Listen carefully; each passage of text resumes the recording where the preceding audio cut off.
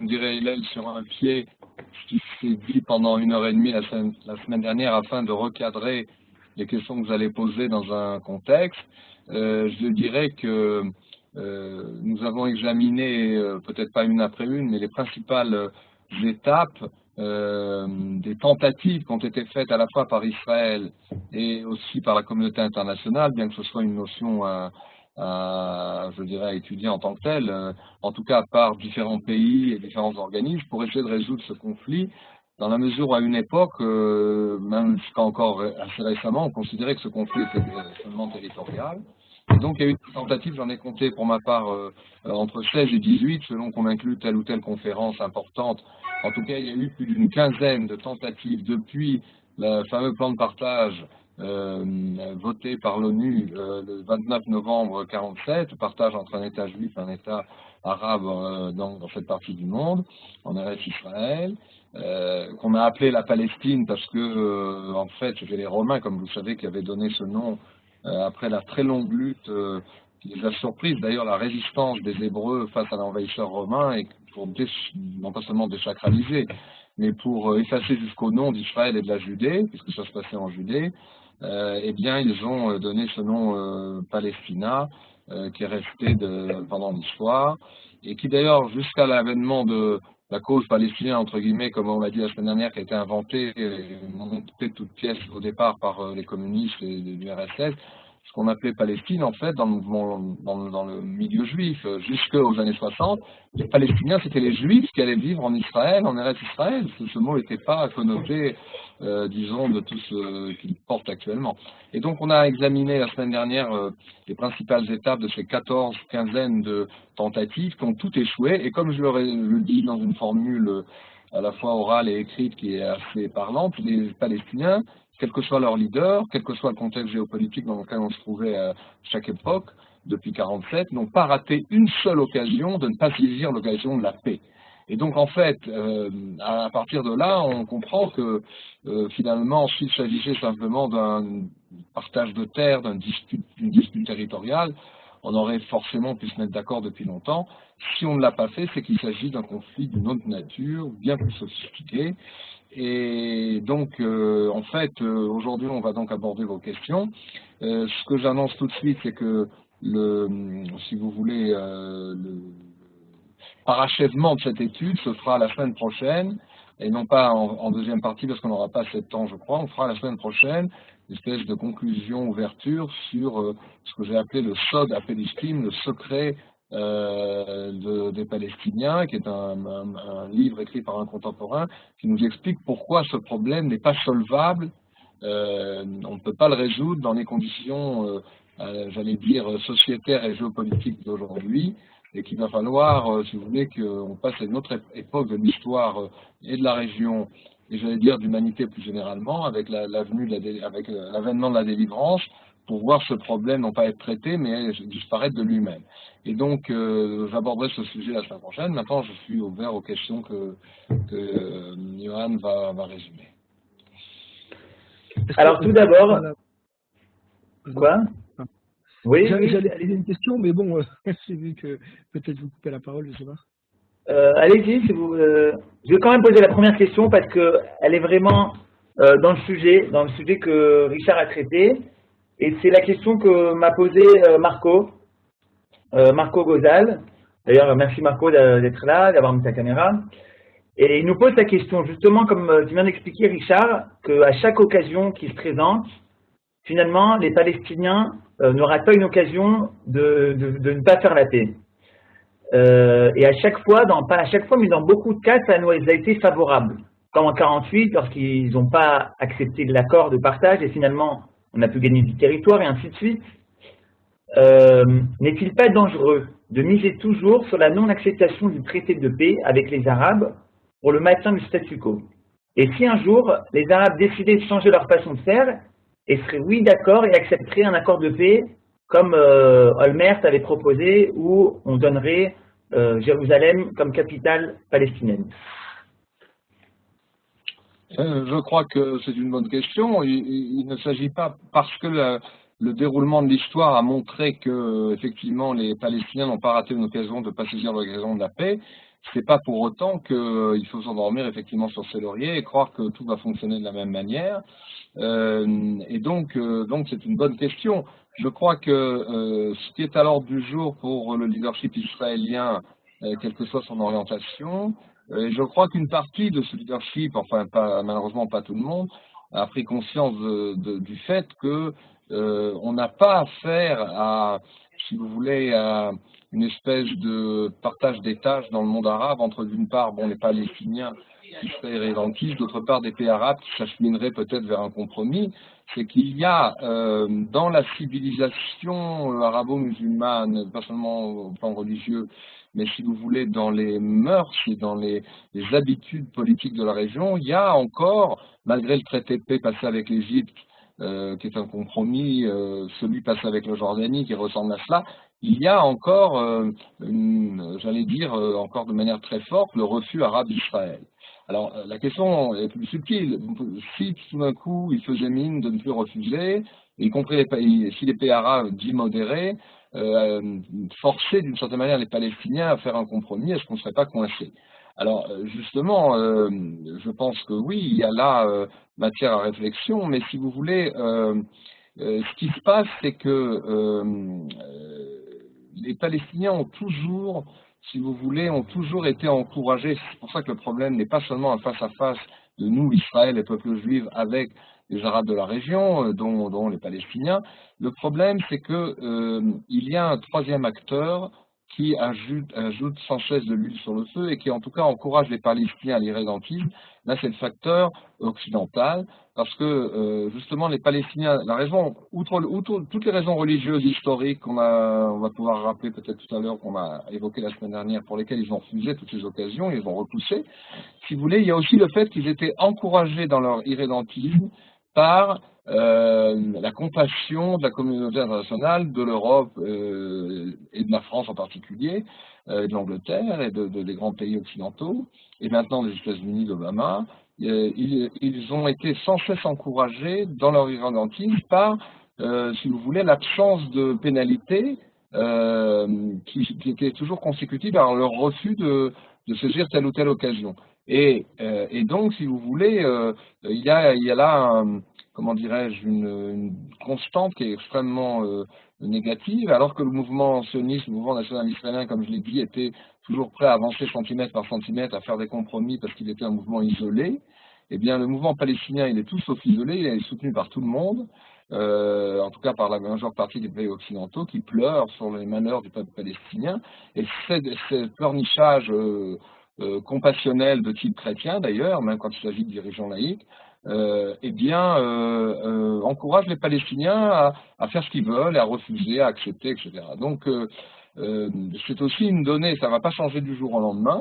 On voit par exemple qu'aujourd'hui, Abou Mazen, le président de l'autorité palestinienne, refuse de négocier directement avec Israël. Il veut qu'une seule chose, c'est imposer à Israël un règlement par le haut, soit par l'ONU, soit par l'Europe, et c'est pour ça qu'il a soutenu ce qu'on a appelé l'initiative française.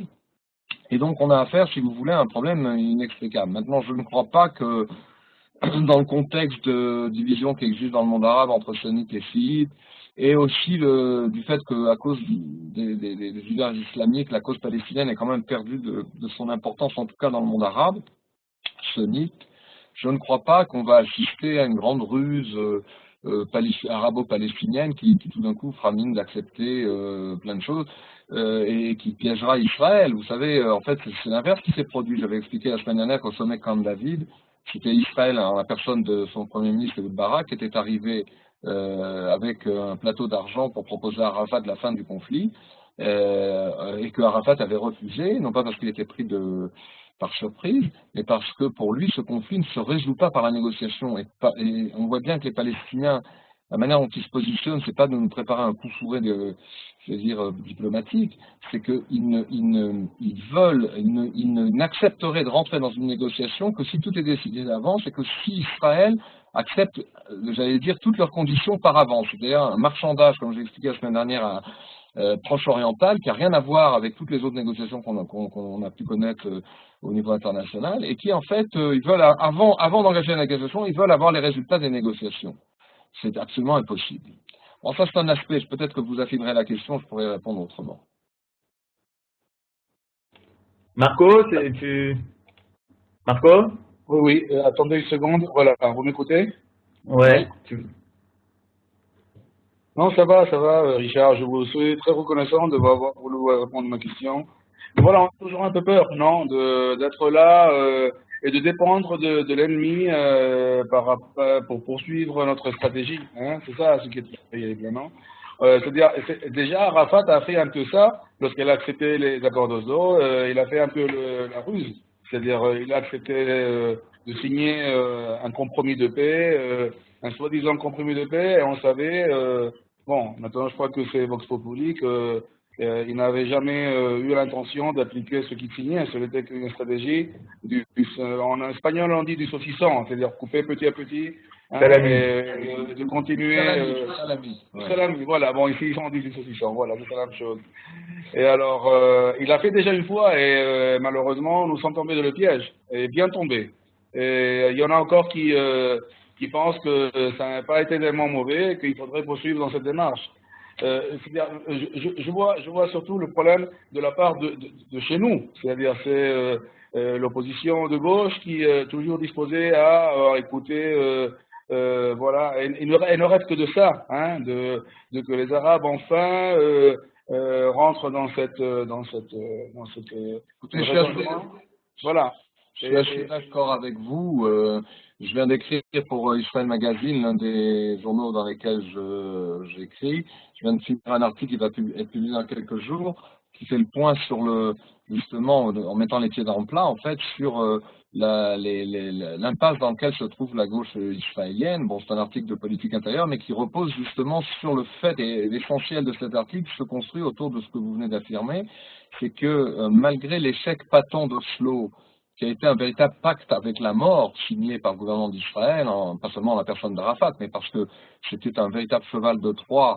On a fait rentrer les loups terroristes palestiniens en Eretz Israël, mais en plus en les armant nous-mêmes avec des fusils mitrailleurs, comme on dit en hébreu, M16 de fabrication américaine, en leur donnant les munitions. Bien des attentats ont été commis avec ces mêmes armes qu'Israël a livrées aux Palestiniens, donc en 93-94. On a fait rentrer le loup dans la bergerie, où on a fait rentrer ce cheval de Troie. Et le problème, c'est que la formule sur laquelle reposait Oslo, qui était un accord non pas de paix, mais un accord intérimaire qui devait préparer un véritable accord de paix, la machine s'est enrayée, s'est même transformée en son contraire, parce que, comme vous le disiez, les Palestiniens avaient une stratégie de se servir de cet accord pour affaiblir Israël, lui porter des coups, et voire même les stockades. Et l'accord d'Oslo qui reposait sur la formule bien connue, les territoires en échange de la paix, alors ça a été les territoires en échange de la guerre. Et ça a été une vraie guerre qu'ont menée les Palestiniens avec Oslo, en s'appuyant sur Oslo. Et le malheur, et vous avez raison de le noter, c'est qu'une partie de l'élite israélienne et de la chaîne politique israélienne, et notamment la gauche et l'extrême gauche israélienne, n'ont absolument pas tiré les leçons de ce pacte avec la mort qui a fait, je vous rappelle, plus de 1500 tués israéliens, plus de 5000 blessés invalides et 4 fois ce chiffre de morts et de blessés chez les Palestiniens. Eh bien, nullement, ils considèrent que la logique d'Oslo reste valable et que c'est en faisant des concessions territoriales qu'on pourra apaiser les Palestiniens, ce qui montre d'ailleurs que leur compréhension, c'est pour ça que il faut que les choses s'approfondissent, y compris dans notre discussion, c'est que le conflit, justement, n'est pas que territorial. Si on considère que c'est un conflit territorial, on essaie de le résoudre avec des concessions. Or, la formule basique d'Oslo, les territoires en échange de la paix, est complètement erronée. Et c'est pas moi qui le dis, le ministre sortant de la Défense, qui est un ancien membre d'ailleurs d'un kibbutz, Moshe Yaalon, qui a aussi critiqué Netanyahou tout récemment pour des questions plutôt personnelles, eh bien le ministre de la Défense, l'ex-ministre de la Défense d'Israël, avait lui-même expliqué en long et en large pourquoi cette formule d'Oslo était catastrophique. Il avait écrit un extraordinaire bouquin en hébreu, qui n'a pas été traduit. En hébreu, ça s'appelait à Derer Katsar Aruka, Aderer Katsara Aruka. Ça veut dire quoi? Le chemin raccourci, c'est-à-dire le raccourci qui rallonge le chemin. Et en fait, il expliquait en long et en large que ce qui était considéré par la gauche israélienne comme un expédient qui permettait, un accord intérimaire d'Oslo permettait d'avancer, en fait, a bien compliqué la chose, il a éloigné la paix au lieu de l'approcher. Et donc, si vous voulez, le problème, vous avez raison de le dire et vous avez raison de craindre, c'est qu'il y a toujours cette partie du leadership israélien qui est victime de ce que moi j'appelle dans cette analyse, dans cet article, qui va apparaître la dissonance cognitive, c'est-à-dire de ne pas voir le réel tel qu'il est, mais tel qu'on voudrait le voir. C'est-à-dire que ne pas voir les réalités du Moyen-Orient et les soi-disant partenaires ou adversaires avec lesquels on doit parler tels qu'ils sont, avec leur division, leur conception du monde, leur refus de l'identité juive, leur refus de la présence juive. J'avais cité l'exemple du fait que Abou Mazen, le président de l'autorité palestinienne, refuse toujours de reconnaître et a juré qu'il ne reconnaîtra jamais le caractère juif de l'État d'Israël. Et donc, même si on se mettait d'accord sur plein de choses, et donc, si vous voulez, face à toutes ces données, de voir que le leadership de certaines gauches israéliennes s'entête et considère que la formule d'Oslo est la meilleure solution, c'est vraiment désespérant. D'ailleurs, un petit parenthèse un peu humoristique, c'est que quand les psychologues, là, puisque cette notion de dissonance cognitive elle vient du monde de la psychologie sociale, mais quand les psychologues ont fait des tests sur des gens vraiment malades, non pas au plan politique, mais des gens, si vous voulez, qui dans leur conception du monde, dans leur conception du travail ou de leur relation familiale, ni le réel en ne voyant pas tel qu'il est, mais tel qu'ils voudraient qu'il soit, eh bien, il y a un résultat assez fabuleux qui a été établi, c'est que il existe seulement à peu près 20-25%, entre un cinquième et un quart des gens qui arrivent malgré tout avec le temps à changer leur avis. Il existe 30% de gens qui se suicident, ce qui est quand même affreux. Et la majorité, presque 40-45%, ne changent jamais d'avis et s'enferment dans leur certitude erronée. Donc il y a lieu d'être inquiet, je suis bien d'accord avec vous. Merci. Merci Richard. Joseph, tu avais une question qui était à la suite de ça? Oui. Moi, j'ai une question à poser par rapport à la situation qui s'est créée après la guerre des 6 jours en 67. Y a-t-il pas eu une erreur de la part d'Israël, sachant que la Cisjordanie était jordanienne et qu'à ce moment-là, avec l'aide financière d'Israël, on aurait pu placer tous ces Palestiniens en Jordanie en aidant à créer des logements et autres, et prendre pleinement possession de ces territoires. Parce que j'entends régulièrement dire, et encore Netanyahou récemment, le Golan ne sera jamais restitué, il a été intégré à l'État d'Israël, mais on ne le développe pas au niveau des constructions d'habitat et tout un tas d'autres choses. Alors est-ce que quelque part, on a envie de faire la paix et que de l'autre côté, on dit qu'on est chez nous, on va occuper le pays, mais en définitive, on ne l'occupe que vraiment partiellement. Et si je prends les territoires Judée-Samarie, c'est quelques poches d'occupation. Donc, en entretenant, je dirais, cet état de fait, on favorise toujours la possibilité aux Palestiniens de dire on est en minorité et avec la démographie, ils vont finir par prendre le dessus. Alors, par rapport à tous ces problèmes qui se greffent en Israël, on a l'impression qu'il n'y a pas de volonté ferme de résoudre le problème en disant maintenant c'est nous qui sommes maîtres du jeu, nous décidons, peu importe ce que diront les autres, nous sommes chez nous. Alors, par rapport à cela, qu'en est-il ? Alors, vous mettez le doigt sur l'essentiel, qui est ce que j'appelle, moi, la non-décision ou l'indécision israélienne qui date d'après la guerre des 6 jours. Ça avait bien commencé lorsque Golda Meir, qui a pris les rênes de la présidence du Conseil après la guerre des 6 jours, après le départ de Lévi Eshkol, a proposé, je l'avais rappelé la semaine dernière, aux pays arabes et aux Palestiniens, d'entamer immédiatement une négociation dans laquelle, d'ailleurs, elle avait déjà décidé de renoncer à la Judée-Samarie, en disant nous acceptons de revenir aux frontières d'avant juin 67, qui d'ailleurs était une guerre non planifiée, comme on l'a vu la semaine dernière par Israël. C'était le sort des armes, le sort des batailles qui avait donné le contrôle de la Judée-Samarie, à partir de Jérusalem et du Golan et de Gaza à Israël, ainsi que le Sinaï. Eh bien, Golda Meir avait proposé que non pas restituer, parce qu'il faudrait encore savoir ce que ça signifie, en tout cas d'évacuer les territoires contrôlés par Israël en échange de la reconnaissance par le monde arabe de l'État d'Israël, du droit à exister d'Israël, de l'ouverture de négociations de paix et de la signature d'un traité de paix. Alors vous le savez, je l'ai déjà rappelé, c'est l'un des 15 refus arabes et l'un des plus significatifs, après celui du refus du plan de partage en 1947. Les Arabes ont dit non à Khartoum, au sommet de Khartoum, de la Ligue arabe, ils ont dit non à ces 3 propositions. Et donc, on est resté, et ça c'était le départ, votre question, en fait, je disais que mes doigts sur l'essentiel, parce que c'est le point de départ, si vous voulez, de la non-décision israélienne pendant des décennies qui nous a coûté très cher.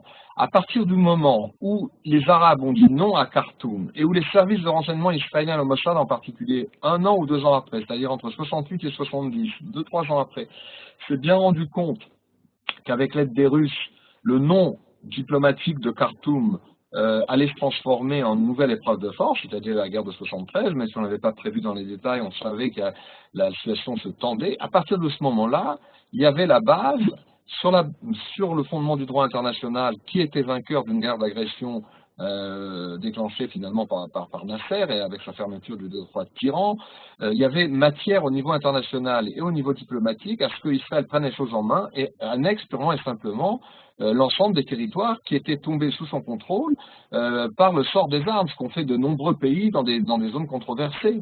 Et donc ça n'a pas été fait, et il s'est créé une espèce de latence, on dirait en hébreu un néader, c'est-à-dire une zone ambiguë, une attitude ambiguë qui donne lieu à toutes les spéculations de part et d'autre. Alors, du moment qu'Israël n'était pas décidé, finalement, il y a eu ensuite, enfin, avant, il y a eu la résolution de l'ONU qui demandait à Israël de se retirer non pas des territoires, mais 2 territoires, concevant bien, parce que les gens de l'ONU savaient très bien que Israël était fondé en droit pour garder en tout cas une partie, ce n'est toute, en tout cas une bonne partie de ses territoires.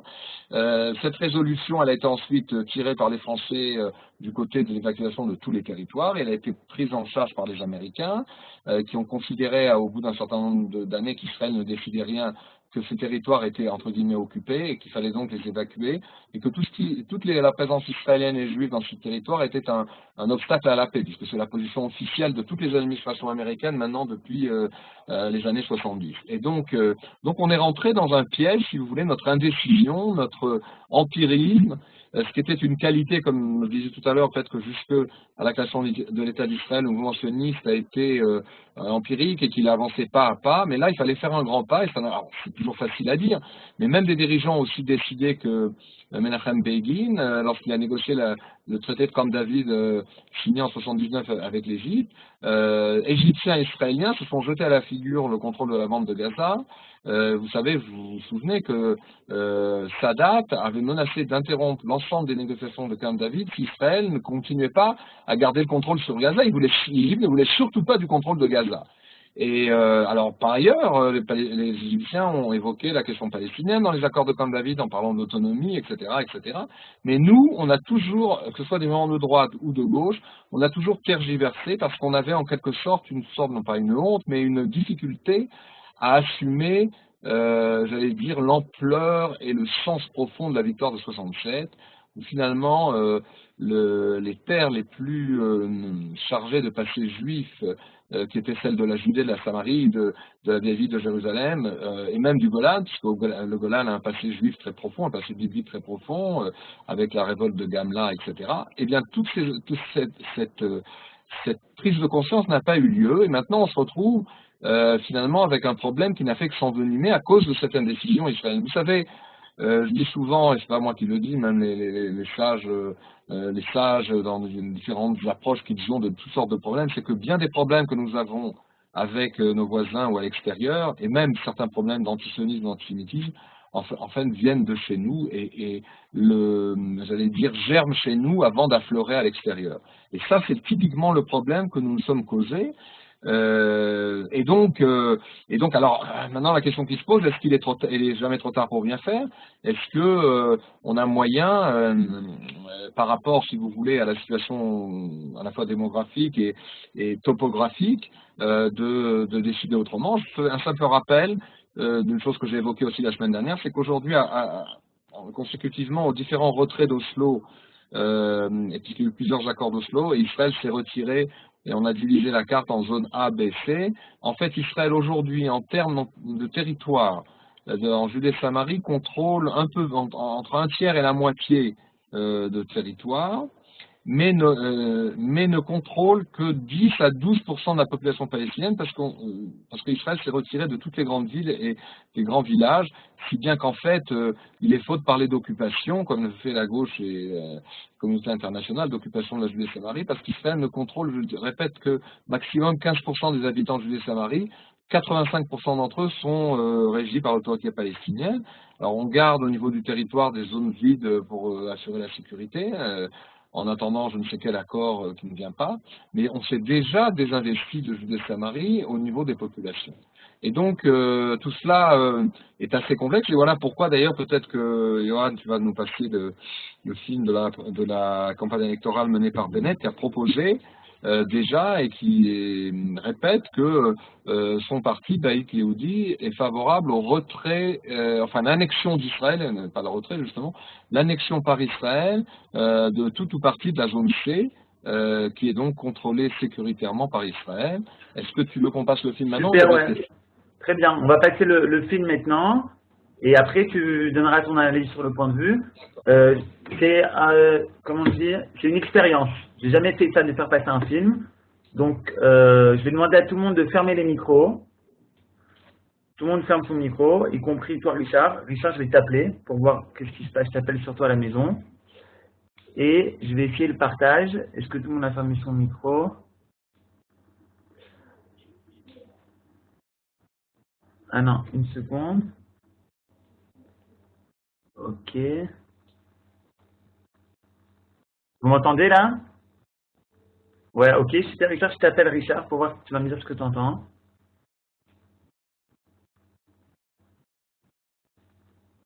Une seconde. Oui, est-ce que je pourrais parler à Richard? Richard, tu me réponds pas au téléphone?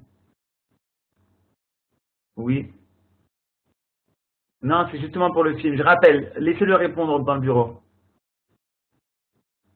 Tu t'appelles pas sur ton téléphone, t'as pas. Tac. Non, ça c'est la petite heure. Une seconde.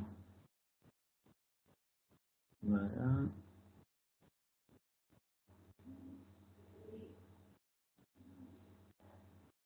Donc, tu vois l'écran là, en grand?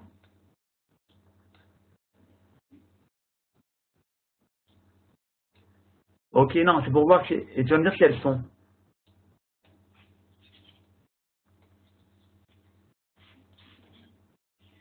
Elles sont ou pas? Non? Ok, alors on va le faire comme ça. Super. Une seconde.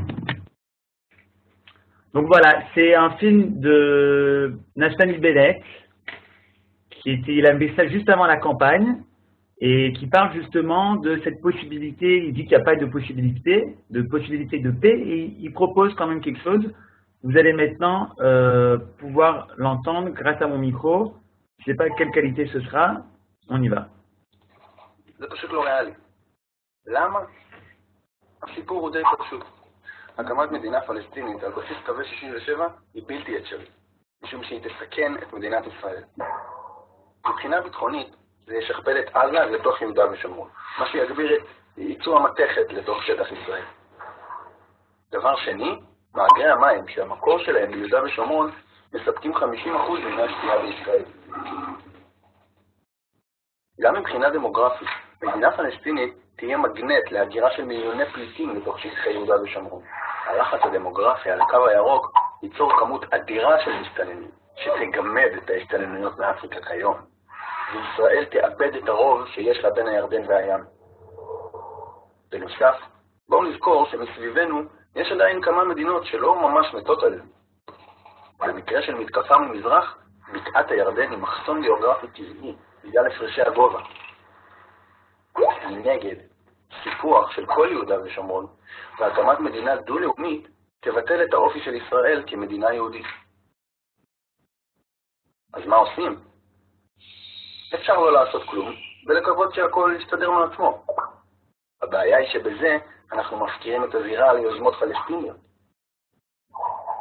ואפשר גם לעשות את מה שהציונות תמיד עשתה, לקחת את גורלנו בידינו. וכאן נכנסת תוכנית הסיפוח החלקי. היא לא תייצר גן עדן, אבל תשפר מאוד את המצב שלנו. המצב היום הוא כזה.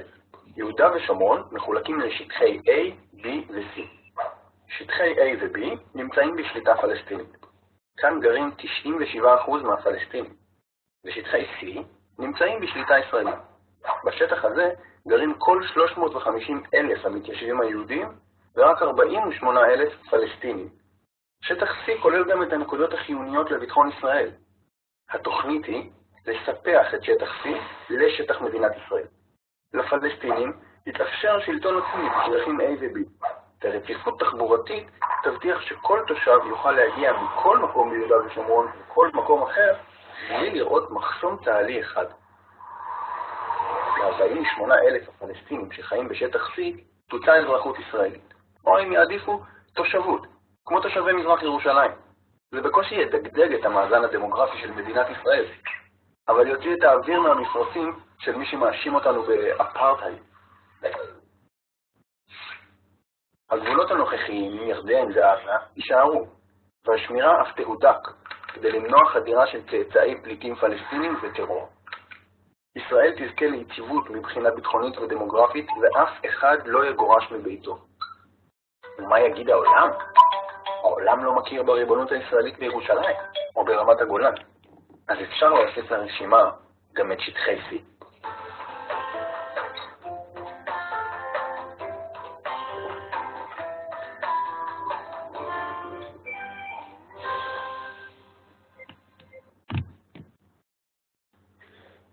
Voilà. C'était... Qu'est-ce qui se passe? Tu m'entends là Tu m'entends, Yoav? Oui, voilà. J'espère que vous avez pu entendre. Voilà, Richard va résumer. On s'excuse, c'était en hébreu. Il va peut-être expliquer, résumer et donner son point de vue. Écoutez, donc, je l'avais pas vu sous cette forme, mais je trouve que c'est un très bon clip, dans la mesure où, si vous voulez, le Bayit Yehoudi est pour donc l'annexion de la zone C, puisque comme on disait tout à l'heure, les accords d'Oslo ont divisé la Judée-Samarie en 3 zones. La zone A qui est sous contrôle total palestinien au plan sécuritaire et administratif, la zone B qui est sous contrôle palestinien administratif mais sous contrôle commun sécuritaire israélo-palestinien, et la zone C qui est sous contrôle administratif et sécuritaire entièrement israélien. Et il propose, dans la mesure où dans cette zone il y a à peu près 50 000 Arabes pour 350 et voire 400 000 maintenant Israéliens.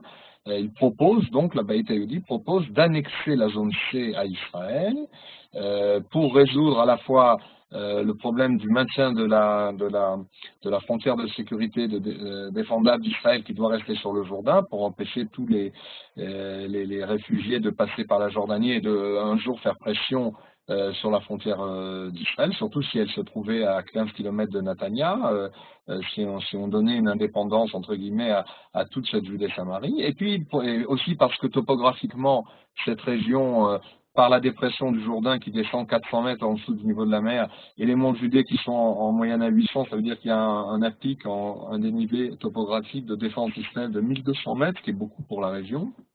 Et bien pour toutes ces raisons, il propose donc d'annexer la zone C. La seule, maintenant je vais vous donner un petit peu mon avis, je pense que c'est une bonne dynamique. D'ailleurs, la ministre de Bayit Yehoudi, la ministre de la Justice, a fait scandale il y a à peu près un mois, lorsqu'elle a dit qu'à la rentrée, elle allait, la ministre Shaked, elle s'appelle, elle allait, Ayelet Shaked, elle allait mettre en chantier le projet d'annexion de la zone C, nonobstant ce qu'en disent déjà ou ce qu'en diront la communauté internationale et les nations, puisque comme le rappelle le clip, à la fin, de toute manière, l'ONU et la communauté internationale, comme on dit, ne reconnaissent nullement la souveraineté israélienne sur le Golan qui a été annexée, ni la réunification de Jérusalem-Est. Et donc, rajouter un troisième terme à ce refus ne changera, d'après eux, pas grand-chose. Et donc, elle a fait, la ministre Shaked, elle a fait du bruit en annonçant qu'elle comptait proposer cela au gouvernement, ce qui n'est pas acquis, puisque le gouvernement Netanyahou dans la tradition un peu, je dirais, indécise du Likoud national, en fait, n'est pas à 100%, et c'est le moins qu'on puisse dire pour cette solution, dont il craint qu'elle mette à dos Israël la plupart des nations. Et donc, c'est une bataille politique qui est devant nous. Maintenant, je dirais en ce qui me concerne que c'est un pas dans la bonne direction, d'après moi. Le seul problème, c'est que justement, on a vu dans ce clip que s'il avait été possible de montrer aux téléspectateurs sur la carte d'Israël comment ça se traduit, ça, l'annexion de la zone C, c'est qu'il s'agit d'un puzzle comment dire, de territoires pas toujours en continuité, qui font que justement les auteurs du clip ont eu du mal à dessiner une frontière, parce que si on a une frontière, ou tout du moins à faire figurer sur la carte cette zone C, parce qu'elle est faite de tas de petits bouts. Donc peut-être que les Palestiniens bénéficieront des possibilités de passage entre leur zone A et B. D'ailleurs, petit détail, est-ce que nous renoncerons au contrôle sécuritaire de la zone B? Ça, c'est pas du tout évident, même si c'est une des questions qu'on peut poser. Mais en ce qui concerne la zone C, donc où il y a 350 à 400 000 Israéliens, si vous voulez, là, il y a un problème de continuité territoriale et je dirais, de viabilité topographique de cette zone. L'idée est bonne, la réalisation sera plus complexe d'après moi.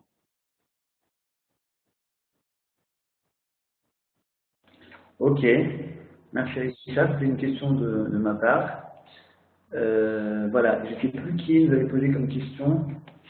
Je vais revoir qui c'est. On a posé comme question, finalement, on parle de cette politique décomplexée, et je viens peut-être donner un exemple de Bennett, de dire, eh ben, ce qu'on n'a pas fait en 67, on va maintenant le refaire. Et dans cette même bande d'esprit, on avait la question, je crois, de Didier, il me semble, qui nous disait que le relance des constructions de logements à Jérusalem en Judée-Samarie, est-ce que c'est une bonne idée? Et surtout, après les attentats, est-ce que c'est une réponse constructive, c'est le cas de le dire, qu'après chaque attentat, on permette de faire des constructions à Jérusalem en Judée-Samarie? Le clip, d'une certaine manière, a répondu. Après, j'élargirai ma réponse, mais il citait la phrase ou l'attitude de Ben Gurion qui avait dit « Peu importe ce que les goïms disent, ce qui compte, c'est ce que les juifs font », en parlant d'Eretz Israël. Donc, à vrai dire, les différents gouvernements d'Israël, y compris les gouvernements de gauche, même s'ils ont tergiversé, ont quand même appliqué partiellement cette formule. Parce que comment dire, même dans le cadre du bras de fer avec les États-Unis d'Obama, qui ont essayé d'imposer, si je ne me trompe pas, en 2010-2011, ils ont essayé d'imposer une cessation de la construction à Jérusalem-Est et dans les localités juives.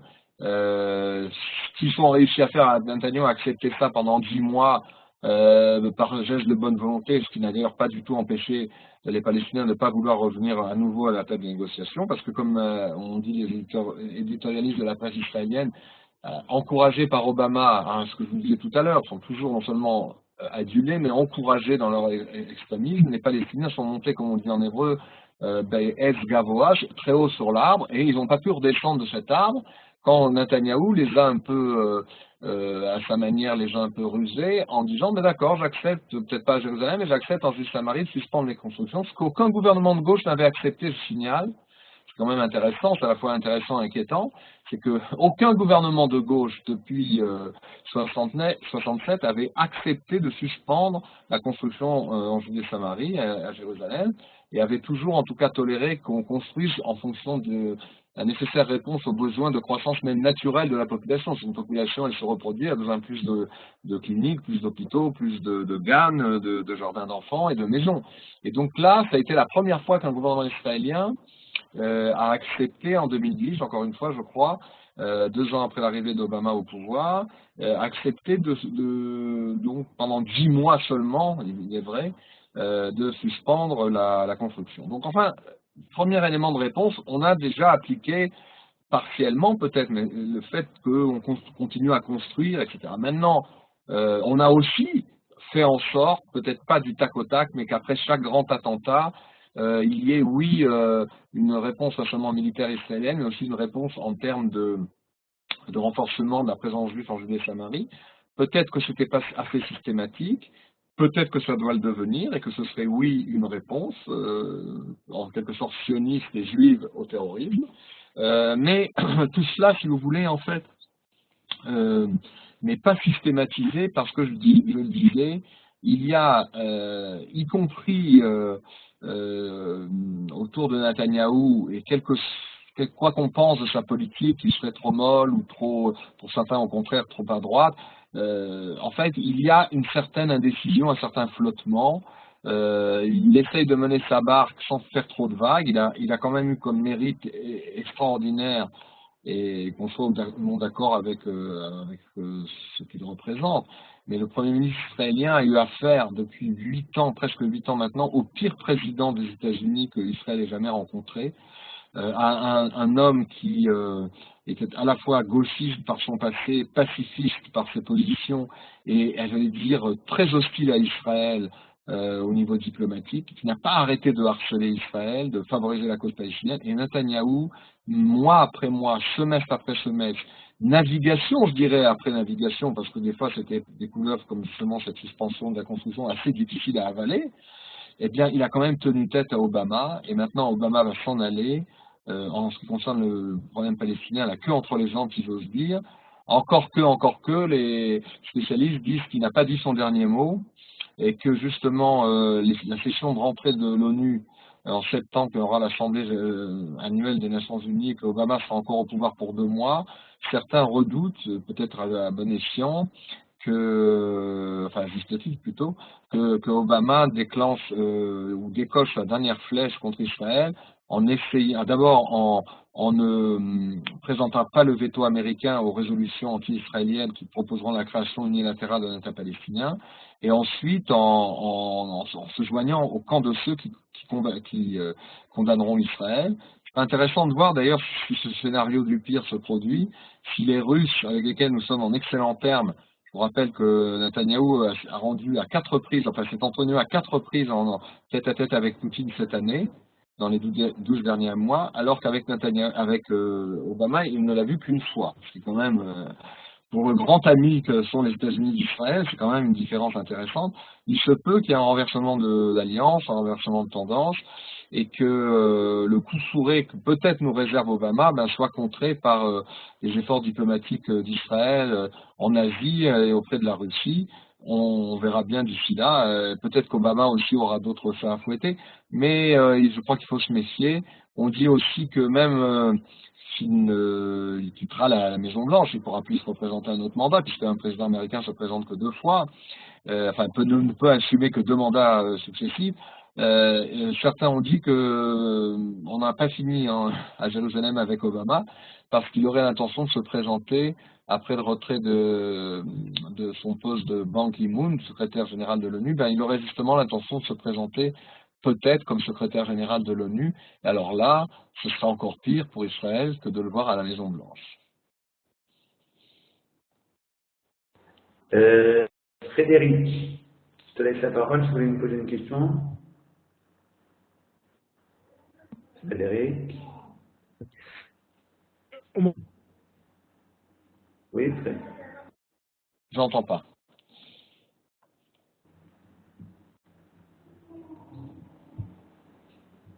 Moi non plus. Non, ok. Marco, tu avais une autre question? Oui, je voulais un peu, vous êtes en train de parler de la politique de Netanyahou d'un côté, on a vu le clip de Bennett. Je vois là peut-être 2 stratégies. La première, c'est la stratégie peut-être du politiquement correct, c'est-à-dire on fait semblant que on est disposé à changer les territoires pour la paix, toujours en argumentant, en donnant des arguments sécuritaires, pas du tout des arguments de notre propriété, notre droit sur ces territoires, mais ces territoires sont simplement notre moyen de pouvoir nous défendre. D'autre côté, on met en place, on met en évidence la judaïté de l'État juif, Et on sait que c'est une condition que les Palestiniens ne vont jamais accepter. Et on reste dans ce status quo, comme vous avez dit très bien, dans les dernières années, avec les présidents terribles que nous avons eu aux États-Unis. Ou bien, on enlève les masques. C'est un peu la politique de Netanyahou, de Bennett. Et voilà, nos territoires sont à nous. On va casser ce discours. On va casser nos complexes et on va aller en avant. Je ne sais pas quelles sont les deux politiques possibles. La meilleure. La première, peut-être, on attendra le Mashiach. On reprend là un petit peu l'explication toranique que nous avons étudiée dans les autres cours que vous avez fait. Et l'autre, peut-être, on accélère la fin des temps. Je ne sais pas quelle est la bonne position. Écoutez, on affine le débat, là, je vous remercie de votre question. Je crois que, d'abord, comme avait dit Sharon, et j'ai du mal à citer cette phrase parce que Sharon a fait une grosse bêtise, d'après moi, avec le retrait unilatéral de Gaza, mais l'une des explications qu'il avait données, bon, il y en a beaucoup des explications à ce retrait qui a coûté tant à Israël. On a évité, certes, une guerre civile grâce à la responsabilité des habitants du Gush Katif par ce retrait de l'été 2005 qui était dramatique. On a évité donc des déchirures trop grandes, même si eux, ils vont payer le prix très cher, eux et leurs enfants, ce qui est les 10 000 Israéliens qui sont partis du Gush Katif. Mais Sharon... Bon, on a donné deux explications. Il avait des affaires juridiques très lourdes sur le dos et tout d'un coup, en proposant le retrait de Gaza, il s'est fait adopter, comme on dit en hébreu, comme un étrog, que son propriétaire chéri s'est fait adopter comme un étrog par les médias israéliens parce que tout d'un coup, il avait passé le Rubicon. Sharon, le pionnier qu'on appelle bulldozer, parce que c'était spécialiste de la construction des localités juives en Judée, Samarie, à Gaza, tout d'un coup devenu passé à gauche, et passé l'arme à gauche, si j'ose dire, et d'ailleurs c'est ce qui lui est arrivé, mais il avait tout d'un coup changé d'optique en considérant qu'il fallait faire quelque chose. Car l'argument il avait donné deux arguments quant au retrait de Gaza. Il avait dit la communauté internationale a horreur du vide, c'est-à-dire qu'on ne peut pas laisser... il faut qu'on fasse quelque chose par rapport aux nations, bon, ce qui est une erreur parce qu'au contraire, plus on est sur ce terrain et plus on fait de concessions. Et puis il avait dit autre chose de plus compliqué, qui me ramène à votre question sur Netanyahou et Bennett. Il avait dit Ma sheroim mishan, lo roim mikan. Je traduis, ce que l'on voit, ce que l'on constate quand on est Premier ministre d'Israël, ce n'est pas ce qu'on voit et ce qu'on constate lorsqu'on est de l'autre côté, c'est-à-dire pas seulement évidemment nous, petits citoyens spectateurs, mais il parlait aussi du fait que lui, il était parlementaire avant, il était même ministre. En fait, il a dit quand on est Premier ministre, c'est pas la même chose qu'être ministre, politicien ou parlementaire, et encore moins citoyen. Ça voulait dire quoi? Et non pas pour le justifier, ça veut dire que les pressions formidables qui sont exercées de la part des grands de ce monde sur un Premier ministre d'Israël sont inimaginables. Je ne veux pas par là disculper en quoi que ce soit Sharon, mais si vous voulez, c'était des pressions très lourdes à porter, et sans doute a-t-il regretté ce retrait, d'autant plus que comme il avait menacé les Palestiniens en leur disant que maintenant que, une fois, et c'était la veille du retrait, je m'en souviens encore, il avait dit dans un discours que Israël s'apprêtait à quitter Gaza et que une fois le dernier soldat sorti de Gaza, si les Palestiniens s'avisaient de tirer une seule fusée sur Israël ou un seul obus de mortier, la réponse sera un feu nourri qu'ils regretteront de très loin. Et j'avoue que je n'avais pas été très rassuré par cet avertissement, d'autant que dans les jours qui ont suivi, les heures qui ont suivi, les fusées ont commencé à partir, les roquettes, et il n'y a pas eu de réponse fulgurante. Il a fallu attendre entre août 2005, date du retrait total civil et militaire d'Israël de Gaza, et la première opération militaire sérieuse menée par Israël, pas des quelques raids au coup par coup, il a fallu attendre la fameuse opération de novembre 2008, c'est-à-dire qu'il a fallu attendre plus de 3 ans et demi après des centaines, voire des milliers de roquettes qui ont été balancées sur Sderot et les villes du sud d'Israël. Il a fallu attendre, pas une roquette, ni un obus, mais plus d'un millier avant qu'Israël ne se bouge. Et donc, si vous voulez, il y a là un problème qui ne concerne pas seulement Sharon, mais qui concerne, si vous voulez, le poids de certaines réalités. En fait, quand il disait cette phrase, Sharon, en tant que Premier ministre, a dû vivre des moments difficiles, et je pense que, à sa manière, comme vous le dites, bon, Netanyahou, il nous voit, il gagne du temps, il a fait des excellents discours au Congrès où il a pu réussir à faire l'unanimité presque au Congrès sur ce qu'il disait, et en fait, il a sa manière de gérer ce nœud de vipère. Il est vrai que la politique de Baït Aoudi est plus claire au niveau à la fois juif. Les masques tombent en disant c'est le lieu du berceau de la culture et de l'histoire hébraïque. Donc on a des droits sur cette terre, pas seulement un précédent, mais on a des droits. On a aussi finalement une présence démographique pas négligeable. 400 000, c'est sans prendre en compte une partie de la partie est de Jérusalem. Il y a plus d'un demi-million de juifs finalement sur les territoires disputés en Judée-Samarie à Jérusalem. Donc c'est en fait quoi? C'est l'équivalent du tiers, entre le tiers et le quart de la présence palestinienne. C'est-à-dire c'est pas de poids et de mesure. C'est vrai que les Palestiniens sont majoritaires au niveau démographique dans cette partie-là de Israël, mais on n'est pas absent non plus. C'est-à-dire que la présence juive s'est beaucoup renforcée. C'est ce qui permet à Bennett de dire qu'aujourd'hui on peut aussi taper du poing sur la table. On a un acquis qu'il faut, je dirais, consolider. Alors, le problème, c'est un problème de temps. Parce que je crois franchement, je ne sais pas ce qui va se passer à partir de janvier prochain. Le gouvernement israélien, en janvier prochain, quand Obama sera remplacé en principe par Clinton, sauf coup de théâtre avec l'arrivée de Trump. Et d'ailleurs, Trump peut aussi nous réserver de pas si bonnes surprises, je l'avais déjà dit la semaine dernière. Même si Clinton paraît encore pire pour Israël, mais disons que, en tout cas, jusqu'en janvier, à partir de janvier, du 20 janvier, date du remplacement du prochain président américain, le gouvernement israélien actuellement en place en a globalement encore pour 2 ans. C'est-à-dire qu'il a le temps de mener sa politique.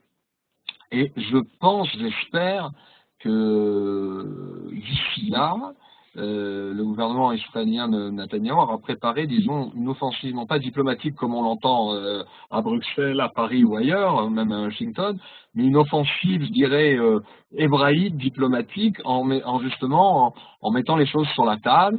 Et il se peut, je ne sais pas, j'ose espérer ceci, mais il se peut que tout ou partiellement, ne serait-ce que pour couper le cours à Bennett, Netanyahou s'inspire d'une partie de sa proposition. C'est une hypothèse que je délivre ici, parce que là, il n'y aura plus pour Netanyahou le prétexte de vouloir gagner du temps avec un Obama à la Maison-Blanche, se servant justement de la période intérimaire où le nouvel hôte de la Maison-Blanche va entrer en fonction. Il se pourrait qu'il y ait là matière à Israël à avancer des pions.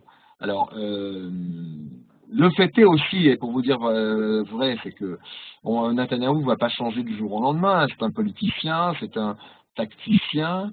Il ne va pas tout d'un coup se mettre dans les chaussures de Bennett en parlant disons, des sources juives en Judée-Samarie. Le fait que, comme je l'avais dit, on ne peut pas nous appeler des colons dans cette partie du monde parce qu'on ne colonise pas des terres dans lesquelles on a eu un passé millénaire tel qu'on retrouve à chaque coin des vestiges de ce passé. Je ne sais pas s'il va utiliser cette argumentation, mais il se peut qu'on assiste quand même, j'ose espérer qu'on assiste à un changement. Autrement, ce seront les électeurs qui en décideront. Vous savez, les mêmes Bennett d'ailleurs, quand ils proposent d'annexer comment dirais-je, la zone C, il y a une proposition plus audacieuse, mais qui est disons de haute voltige au niveau international qu'on pourrait faire. C'est en fait Israël pourrait très bien, et je dis ça, c'est pas forcément ce que je propose moi, parce que moi je suis pas un politicien, mais on pourrait très bien, peut-être que c'est ce que pense Bennett et qu'il abattrait son jeu petit à petit, mais on pourrait très bien proposer l'annexion de l'ensemble de la Judée-Samarie à Israël, et je pèse bien mes mots, en ne déplaçant aucun arabe palestinien, et en leur assurant, en plus, il y en a beaucoup parmi eux qui préfèrent rester sous souveraineté israélienne, mais en ne les intégrant pas, parce que là, effectivement, on risque d'avoir un déséquilibre démographique, bien que la démographie juive, comme je l'ai dit la semaine dernière, progresse et que la leur régresse, mais on pourrait très bien les intégrer les faire rester là où ils sont, mais leur donner la citoyenneté jordanienne, Et on a vu dans l'autre partie du monde que des gens qui vivent derrière la frontière d'un autre État sont des citoyens qui votent. Par exemple, ils voteraient pour les élections législatives d'Amman et pour le gouvernement, enfin, pour tout ce qui concerne les affaires politiques en Jordanie.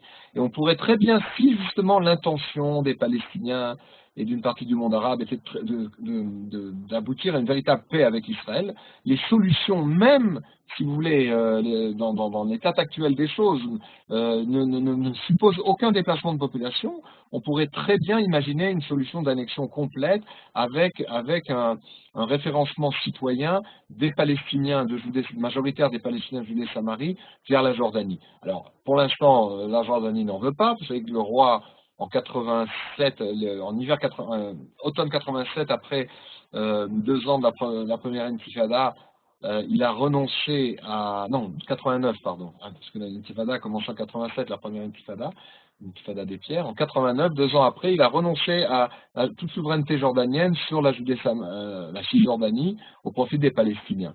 Mais tout à l'heure, quelqu'un a fait remarquer notre indécision, etc. Mais vous savez... tous ces États qui sont créés dans cette partie du monde, on le voit bien avec les printemps arabes devenus des hivers islamiques, c'est que tous les États, y compris, quand c'est créé la Syrie, c'est créé en 46, la Jordanie, début 47, donc en fait, et nous en 48, tous ces États ont été dessinés par les puissances coloniales, et qui ont dessiné ces cartes à leur manière. Il n'y a pas un précédent moderne que ce territoire était... c'est pas parce que... c'est ça que je veux dire, le roi de Jordanie, Hussein, le père de Abdallah actuel, a décidé de renoncer à sa souveraineté. Sa souveraineté, elle repose sur une ancienneté d'un an avant celle d'Israël. Si vous voulez, il n'y a donc pas un précédent. Non, les précédents sont plutôt historiques et culturels. Lorsqu'on nous parle d'identité palestinienne, de peuple palestinien, c'est une invention pure et simple qui a été inventée pour les besoins de la cause. J'avais donné cet exemple, je ne sais pas si j'ai donné l'an dernier, la semaine dernière, les Palestiniens avaient fait il y a à peu près 15 ans à Paris une exposition pour défendre leur cause à l'UNESCO sur la culture et la civilisation, la culture palestinienne. Et vous savez quels étaient les objets qu'ils avaient fait figurer derrière des vitrines à Paris? C'était des robes de femmes palestiniennes, en fait des robes jordaniennes, puisque ce sont les mêmes robes qui sont portées par les femmes traditionnelles de Jordanie et dans les territoires donc des Arabes israéliens. Et donc c'est ces robes-là qu'ils avaient exposées. Quand le projet culturel et civilisationnel d'un soi-disant peuple, c'est de présenter des robes de femmes, ça montre bien, si vous voulez, qu'il y a là une identité palestinienne fabriquée de toutes pièces. Le jour où Israël se décidera à, comme vous le dites, mettre les points sur les i, reprendre en main ce dossier au niveau, disons, de sa profondeur, peut-être qu'on pourra faire avancer le SNIMDIC un peu plus, parce que c'est vrai que après tout ce temps-là, les temporisations, les ronds de jambes, ça joue un certain temps dans un certain contexte, comme celui de Netanyahou face à Obama, il s'en est bien tiré, mais peut-être plus dorénavant. Et moi, je suis assez d'accord avec vous. Je pense que la proposition d'annexion de la zone C est une première étape valable, mais elle doit être sous-tendue par une stratégie à long terme, parce que ça ne suffira pas, et il y aura, si vous voulez, bon, de toute manière, elle sera considérée comme une provocation, évidemment, par le monde arabe et les Palestiniens, mais dans le contexte du Moyen-Orient d'aujourd'hui, où tout est sur la... Comment dirais, toutes les donnes sont révisées, je pense qu'il faut se saisir de cette occasion, comme je disais tout à l'heure, avec aussi le remplacement d'un président à la Maison-Blanche. Mais est-ce qu'on y verra pour autant plus clair? Ça dépend de la conviction des uns et des autres. Et pour finir, ça dépend aussi beaucoup d'une chose, et dont on ne parle jamais dans ce genre de débat, ça dépend du peuple israélien. Parce que, quoi qu'on en pense, les gouvernants, de droite comme de gauche, sont bien obligés de tenir compte des desiderata, je dirais, du peuple israélien. Alors, le peuple israélien intéressant, c'est que, d'un côté, ce qu'on appelle l'index de la paix, qui est une mesure faite plusieurs fois par an, d'un sondage profond, montre bien que les Israéliens, sur le principe, ils seraient pour trouver un compromis territorial, et pourquoi pas, comme l'avait dit Netanyahou en 2009 dans son discours de Bar Ilan, un compromis avec la création d'un État palestinien à l'ouest de la Jordanie, à l'ouest du Jourdain. Et donc d'un côté, ils sont bons enfants, un peu naïfs, mais d'un autre côté, ils sont très lucides parce qu'ils ont bien vu que depuis plus de 15 ans, tous les retraits qu'on a faits, ça n'a amené que des problèmes. Le retrait unilatéral du Sud-Liban nous a amené un Hezbollah renforcé et l'Iran en porte d'Israël, sur la frontière nord. Et même chose au sud avec le Hamas, avec le retrait de 2005 sous Sharon. Et donc, les Israéliens, d'un côté, sont bons enfants, peut-être un peu naïfs au niveau théorique, mais quand, dans cet index de la paix, on mesure un consensus qui revient sans cesse et sans cesse, il y a à peu près environ 2 tiers d'Israéliens qui, d'un côté, seraient théoriquement sur le papier pour la création d'État palestinien, de l'autre côté, du côté ouest du Jourdain, mais d'un autre côté, ils assortissent cette création de conditions tellement, un peu comme le fait Netanyahou, puisque finalement Netanyahou, qu'est-ce qu'il fait depuis 10 ans? Il épouse les contours de ce consensus israélien qu'il a bien su décrypter, contrairement aux gens de la gauche qui s'entêtent dans une vision irréelle. Et qu'est-ce que c'est ces conditions? Pas seulement celles de Netanyahou dans son discours, parce que je répète encore, il n'a fait qu'illustrer ce que les Israéliens pensent. Les Israéliens, quand ils sont interrogés dans ce sondage qui reviennent sans arrêt avec les mêmes questions, eh bien, c'est qu'ils sont oui pour la création des États palestiniens, mais quelles conditions? Qu'il y ait un partenaire palestinien valable avec lequel on peut s'engager. Or, ce n'est pas le cas, puisqu'ils sont divisés entre Hamas et Fatah pour encore au moins 20 ou 30 ans, si ce n'est plus. Deuxièmement, donc il n'y a pas de leadership palestinien capable d'être à la hauteur. Deuxièmement, les Israéliens sont pour la création d'un État palestinien comme Netanyahou, mais si cet État sera entièrement démilitarisé, or, ils ne sont pas prêts de l'accepter, c'est évident.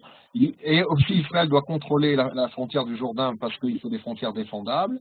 C'est ce qu'on a vu sur le dessin là, de Bennett, le clip. Aussi, on refuse, les Israéliens ne veulent pas d'un retour des Palestiniens, des soi-disant réfugiés palestiniens en Israël même. Il faut même aussi un contrôle sur la frontière pour empêcher qu'ils ne bloquent et ils n'envahissent ne serait-ce que même le futur hypothétique État palestinien. Et puis, alors, il y aura aussi un État palestinien si Jérusalem reste indivisible, ce que les Palestiniens ne veulent pas, et surtout cerise sur le gâteau, c'est pas du tout une condition supplémentaire, je dirais, idéologique, c'est que eh bien, Israël exigera, comme d'ailleurs les 2 tiers des Israéliens, d'après ce sondage, exigent le reconnaissance du caractère juif de l'État d'Israël. Ce n'est pas un argument de prétexte pour contrer ce projet, c'est que, si vous voulez, à partir du moment où les Palestiniens se refusent à considérer qu'il y a un droit historique des Juifs sur cette partie d'Eretz Israël, et qu'ils ne veulent même pas, même si on se retire, entre guillemets, d'une partie de la Judée-Samarie, s'ils ne veulent même pas reconnaître le caractère, en cas on signerait la fin d'un conflit, le caractère juif de l'État d'Israël, c'est parce que, sur le fond, je le disais la semaine dernière, et leur religion et leur culture politique les empêchent de considérer que nous sommes un peuple, une nation qui a droit à tout ou partie de créer un État sur cette zone géographique. Et donc, si vous voulez, on a affaire à la quadrature du cercle. Netanyahou, depuis 2009, et surtout ces 2 derniers gouvernements, il a tenu le coup avec cette argumentation, parce qu'elle épousait le consensus israélien. Si les données changent, et je pense que quand justement Israël a fait mine de dire qu'il était capable de discuter sur l'initiative de paix saoudienne, qui date, je rappelle, de 2002 et qui en fait prévoit carrément le retrait aux frontières d'avant 67, moyennant quelques aménagements. Il a dit, Netanyahou, il y a quelques semaines, qu'il était en refusant l'initiative française, en disant qu'il était prêt par contre à discuter l'initiative saoudienne, à partir du moment, a-t-il ajouté, c'est quand même important ce petit ajout, à partir du moment où on redéfinirait certaines de ces dispositions et ces propositions au vu des transformations qui viennent d'intervenir depuis 6 ans dans tout le Moyen-Orient. Ça veut dire quoi? Ça veut dire qu'on ne peut pas proposer le même plan qu'en 2002 et que peut-être c'est une base de discussion, mais il faut encore se mettre à jour. Et là, il y a eu blocage. Les Saoudiens ont tout de suite dit que c'était à prendre ou à laisser. Et on en revient toujours à la case départ. Alors, encore une fois, il y a peut-être une opportunité au premier trimestre de 2017, mais faudrait-il encore que les politiciens, aussi bien du côté de Netanyahou que Bennett, abattent leur jeu et abaissent leur masque, et puis que aussi l'acteur dont on ne parle jamais, qui est le peuple israélien, se manifeste et fasse entendre que ce sondage où il y a 2 tiers d'Israéliens qui sont donc sur une disposition, je ne vais pas dire contradictoire, mais qui est tout de même claire sur le fait qu'on ne fera pas de concession unilatérale aux Palestiniens, eh bien, que ça se manifeste dans les faits. Ça veut dire quoi? Herzog a proposé, parce que le leader du Parti travailliste en perte de vitesse a proposé hier que sur la base de la Brexit, c'est-à-dire du référendum de la sortie de la Grande-Bretagne, donc de l'Union européenne, c'est assez misquin, c'est assez misérabiliste de voir comme argument reprendre l'argument en question en disant il faudrait que s'organise un référendum en Israël pour ou contre la création d'État palestinien. Eh bien, je vous dirais franchement, ça dépendrait évidemment et de la manière dont la question serait formulée, et de la propagande des uns et des autres, et des médias qui sont toujours d'un certain côté.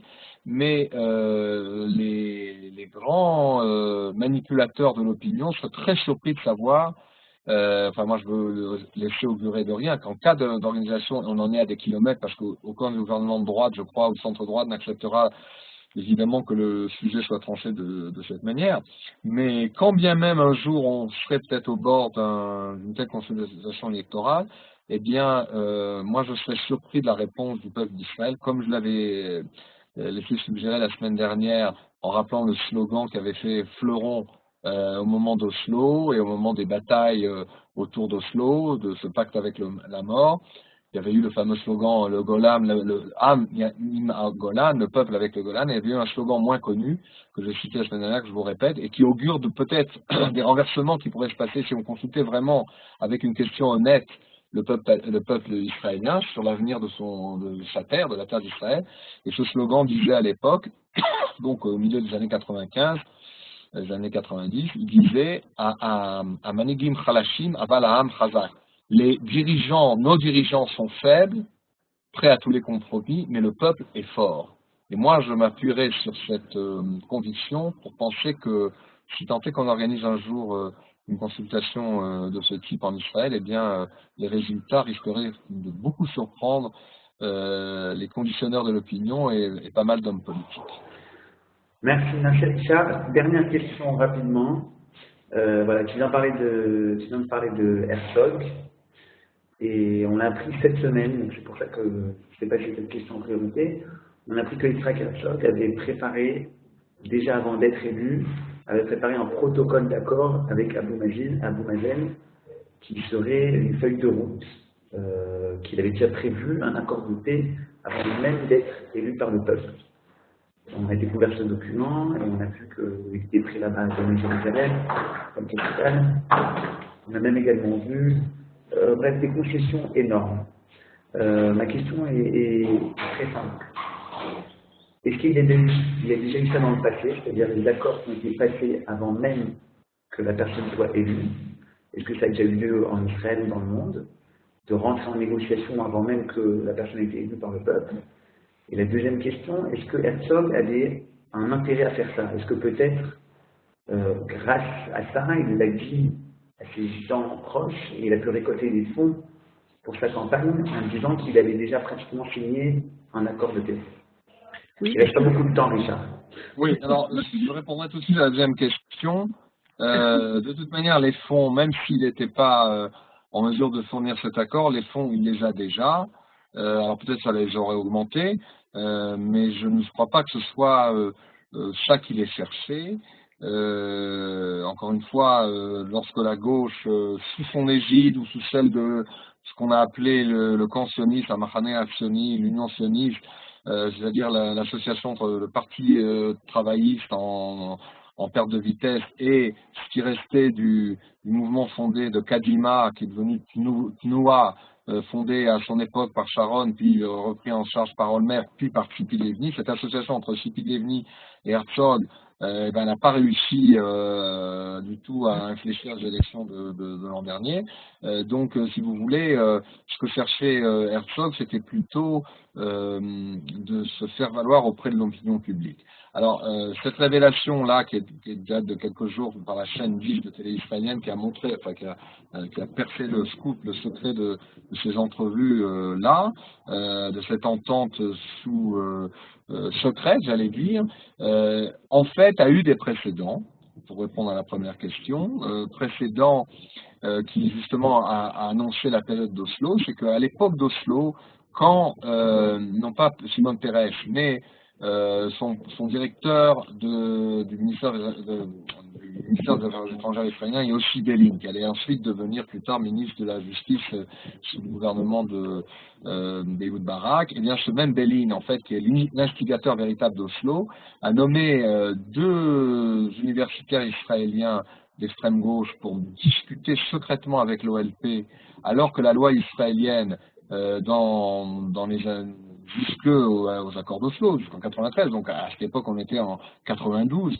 La loi israélienne proscrivait et punissait tout contact de citoyens israéliens, a fortiori de gens qui étaient mandatés par un directeur d'un ministère, qui proscrivait tout contact avec l'OLP en tant qu'organisation terroriste. Eh bien oui, il y a eu des précédents en Israël, et c'est pas la première fois que la gauche négocie au-delà de la loi et en sous-main avec ceux qu'elle espère transformer en ses partenaires. Il y a un précédent au niveau international. Je crois que, sans avoir des détails plus précis, avant même que De Gaulle ne prenne le pouvoir en France pendant la guerre d'Algérie, et qu'il soit donc autorisé, lui, à ouvrir des négociations avec le FNL, qui voulait donc l'indépendance totale de l'Algérie et le départ des Français, juifs ou autres,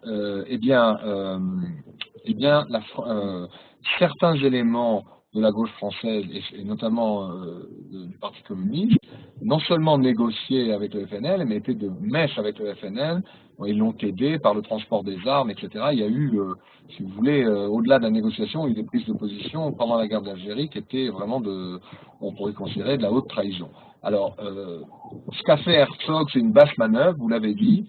Il a endossé à son compte pour s'attirer les bonnes grâces d'Abou Mazen et peut-être, comme vous disiez, d'une partie de l'électorat indécis, parce qu'ils essaient désespérément de reconstruire un électorat à gauche, au centre-gauche, contre la centre-droite et la droite incarnée par Netanyahou. Il a repris à son compte ce qu'on appelle les paramètres de l'accord de Tabat, parce qu'après l'échec du sommet de Camp David en l'an 2000, Clinton, qui était désespéré de cet échec, a reconvoqué à Tabat, la ville passée à l'Égypte, a convoqué une réunion entre Yossi Bélin et Saeb Erekat, qui était le négociateur palestinien, et ils ont essayé de mettre au point les paramètres qu'on appelait les paramètres de Camp David, qui sont devenus les paramètres de Tabat, et qui sont en fait tout ce qu'on a révélé sur ce qu'a proposé Herzog à Abou Mazen, c'est-à-dire un retrait quasi total d'Israël de Judée-Samarie, la partition de Jérusalem, le retour des réfugiés, y compris en Israël, et la levée du contrôle exclusif de Tzahal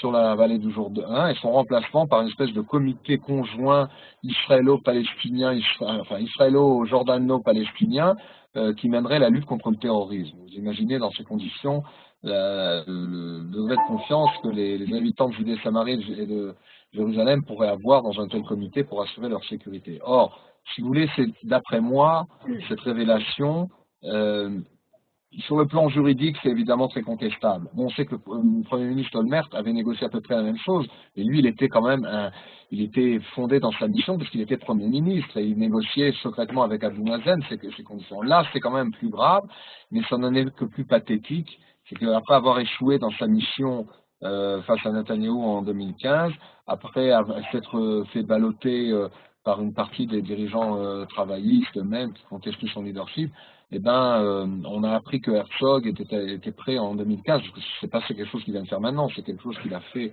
avant les élections de 2015. Il était prêt à aller plus loin, et ça en dit long, si vous voulez, sur la dépression et l'impasse dans laquelle se trouve la gauche israélienne, et avec cette dissonance cognitive, avec cette espèce d'obsession d'une main tendue pour faire une paix avec des gens qui sont de faux amis et qui en fait considèrent que chaque geste que vous faites, comme le considèrent les Palestiniens et les Arabes vis-à-vis d'Israël, ce sont des concessions de faibles. Quand on ne comprend pas les réalités du Moyen-Orient, on va d'erreur en erreur et de fuite en avant et fuite en avant. Et ces agissements de Herzog sont véritablement peut-être quelque chose qui risque de condamner l'avenir de sa carrière politique. Est-ce que je peux poser une question, s'il vous plaît? Allez-y. Oui, bonjour. Tout à l'heure, on ne m'entendait pas. Alors, ça tombe très bien ce que vous dites, Monsieur Larmont, parce que... Vous êtes qui? Parce que je ne vous vois pas. Excusez-moi, mais c'est pas beaucoup de lumière. C'est Yosef ou c'est Yosef? Non, Frédéric, il n'a pas C'est d'habitude. Frédéric Frédéric. Voilà, je voulais vous dire, première chose, dans ce que vous dites, oui, concernant la gauche, ce qui me semble à chaque fois extrêmement bizarre, c'est que la gauche, qui a priori pourrait être un rempart, une certaine forme de folie capitaliste, dans le sens où normalement, elle défendrait des valeurs sociales quand même qui qui sont quand même importantes, je crois, dont on a tous besoin dans le fond. Comment se fait-il que ces gens-là soient tous du côté palestinien, alors que les gens de droite, qui a priori sont vraiment du côté du business et comment je pourrais dire, sans aucun garde-fou, sont du côté israélien. J'ai l'impression que clairement on est extrêmement mal, comment dirais-je, positionné dans cette histoire-là, parce que on a l'impression que comment dirais-je, pour sauver une certaine moralité, les gens de droite, enfin je dirais la droite capitaliste basique, quoi, se disent bon bah on n'est pas si mauvais que ça puisqu'on défend la veuve et l'orphelin à travers Israël, et puis d'un autre côté il y a une espèce d'angélisme de gauche un peu babette, quoi, qui fait qu'ils voient finalement les Palestiniens comme des pauvres et nous comme des méchants, et je me demande finalement pourquoi est-ce qu'il ne pourrait pas y avoir des gens qui porteraient des valeurs sociales, je pense nécessaires pour tout le monde, qui nous défendraient aussi, puisqu'ils nous verraient quand même, ils devraient nous voir finalement comme étant en première position contre la folie islamique, tout simplement, dont ils sont victimes eux-mêmes d'ailleurs, puisque la plupart du temps ces gens-là sont des laïcards patentés et ils seraient eux-mêmes victimes de ces gens qu'ils défendent. Ça c'est une première chose. Et puis une deuxième chose, souvent, dans vos explications, et c'est ce que j'aime beaucoup d'ailleurs, vous vous appuyez sur le Tanakh et la tradition d'Israël. Mais qu'est-ce qu'on peut dire du Tanakh et de la tradition d'Israël finalement par rapport à ce qu'on dit, vous savez, la critique biblique, les tenants de la critique biblique qui partent d'un point de vue historique, archéologique, je ne sais pas quoi, épigraphique, etc., et qui mettent un petit peu de, comment je veux dire, un peu de recul par rapport à l'interprétation purement religieuse. Voilà. Oui, alors, la deuxième question, c'est Richard en parlera la semaine prochaine parce que c'est relié au Tanakh. Il commencera par ça. Pour la première question, si tu veux réagir, Richard, rapidement. je crois que, je sais pas, Frédéric, vous êtes en Israël ou vous êtes en Europe ou dans un autre pays? En France. Je suis en France.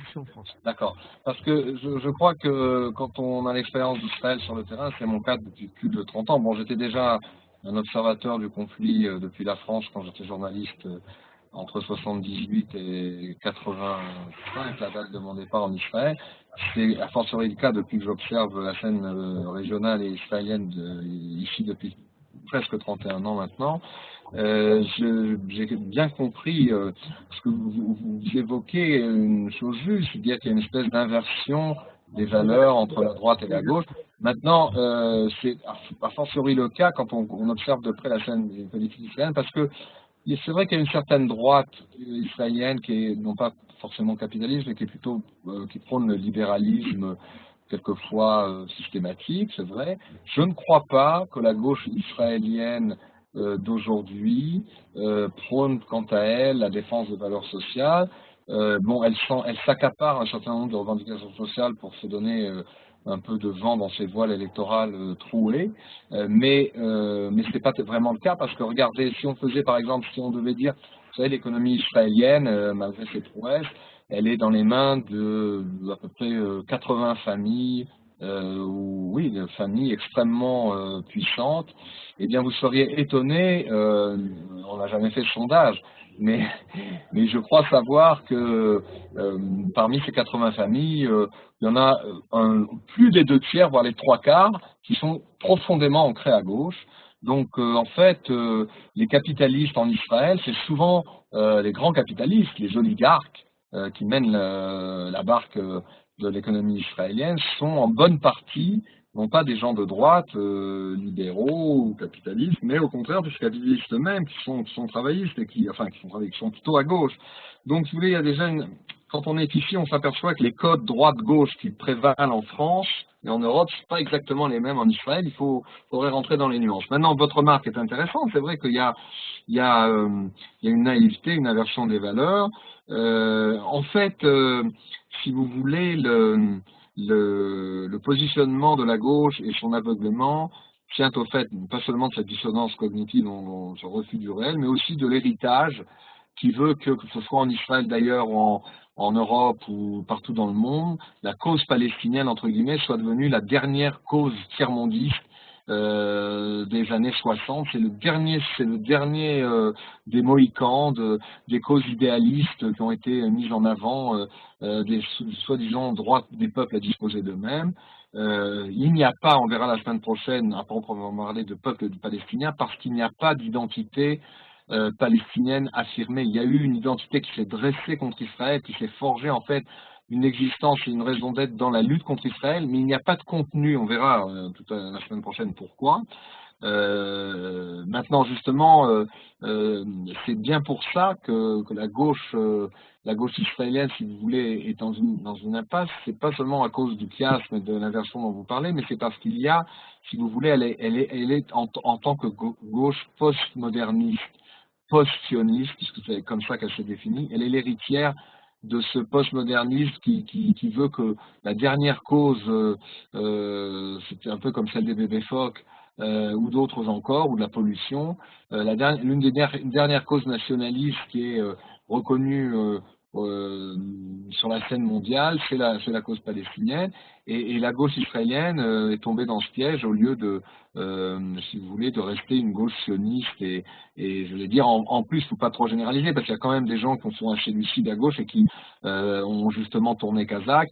Le ministre actuel de la technologie et des ressources énergétiques, Yuval Stenish, est un ancien membre de Meretz, de l'extrême gauche israélienne, qui est passé au Likoud après les accords d'Oslo, parce qu'il a, lui, justement, fait partie de ces 20 à 30% de gens qui ne sont pas restés malades de la pathologie de la dissonance cognitive et qui a analysé le réel et qui s'est rendu aux évidences que les idées qu'il défendait n'étaient pas, je dirais, n'étaient pas vérifiées par le réel. Donc il ne faut pas désespérer, il y a des changements possibles, je crois que on risque d'être surpris, vous et moi, dans les mois et les semestres qui viennent, par l'accélération de l'histoire, pas seulement le remplacement à la Maison Blanche ou des choses comme ça, mais écoutez, on a déjà connu depuis 25 ans des changements fulgurants et ça ne va pas se calmer. Et je crois que justement, du bon côté des choses, il se peut qu'il se passe vraiment des dévoilements dans les mois qui viennent. J'en veux pour preuve. Je citerai juste ça, mais c'est pas ça dont je vais parler la semaine prochaine, mais je crois que je sais pas si je l'avais dit. Quand on prend le calendrier hébraïque, vous savez que le premier hébreu Abraham, notre patriarche, est né par rapport à l'an 0 de la Genèse, si vous voulez. Il est né en 1948 du calendrier hébraïque. Et puis il y a eu la date dans le calendrier de l'ère commune de 1948 de la création de l'État d'Israël. Il y a une deuxième fois de 1948 à nouveau dans le calendrier hébraïque, c'est que on va, si j'ose dire, à moins que le troisième temple ne se reconstruise d'ici l'été prochain Tisha B'Av, on va compter une année de plus que l'an dernier quand on va éteindre les lumières de la synagogue et réciter, après la récitation des lamentations de Jérémie, de Echa, on avait compté l'an dernier 1947 ans que le second temple est détruit. Cette année, s'il ne se reconstruit pas d'ici le mois d'août, il faudra compter 1948 années, et cette année 1948, après la destruction du temple, c'est pas du tout, c'est pas des chiffres et des lettres, mais même du tout sans considérer ces choses-là, on s'aperçoit qu'au niveau géopolitique, les données sont tellement présentes, si vous voulez, d'une accélération de l'histoire, qu'à la fois sur la scène politique intérieure à Israël et sur la scène régionale, on risque de connaître des accélérations et des dévoilements assez intéressants. 1948, année après que le second temple ait été détruit, et alors qu'une partie du peuple israélien commence à comprendre que l'enjeu, c'est pas d'être le 52e État des États-Unis, mais d'être un État hébreu vivant sur les valeurs hébraïques. Merci beaucoup, Richard. C'était une publicité pour la semaine prochaine. Tu l'as appelé toi-même j'ai oublié comment tu as dit, la géopolitique hébraïque. C'est ça que tu avais dit. Ce sera la semaine prochaine. Géopolitique hébraïque, absolument. Sciences géopolitique hébraïque, donc la semaine prochaine, si Dieu veut. Merci à vous tous. Le prochain cours avec les mots, ce sera mardi. Merci à vous tous et Erev Tov. Bonne journée. Merci beaucoup.